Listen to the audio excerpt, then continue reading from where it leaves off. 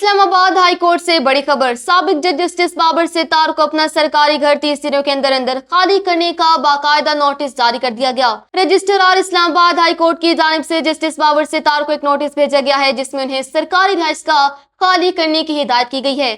Notice کے مطابق state office نے 3 جولائی کو اسلام آباد میں موجود ان کا سرکاری گھر منسوخ کر دیا تھا۔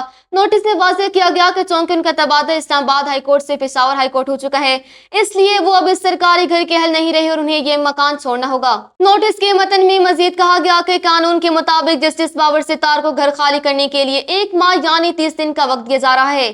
اس نوٹس کی قانونی مدت اسی دن سے شروع ہوگی جس دن گھر کی الاٹمنٹ کینسل کی گئی تھی، یعنی 3 جولائی سے یہ 1 ماہ کا وقت شمار کیا جائے گا۔ دوسری جانب ذرائع کا کہنا ہے کہ پشاور ہائی کورٹ میں تبادلے کے بعد جسٹس بابر ستار نے پشاور میں کوئی نئی سرکاری رہائش گاہ حاصل نہیں کی تھی، بلکہ انہوں نے اسلام آباد والے گھر میں ہی قیام برقرار رکھنے کا فیصلہ کیا تھا۔ تاہم اب ہائی کورٹ انتظامیہ کے اس نوٹس کے بعد انہیں یہ سرکاری گھر خالی کرنا پڑے گا۔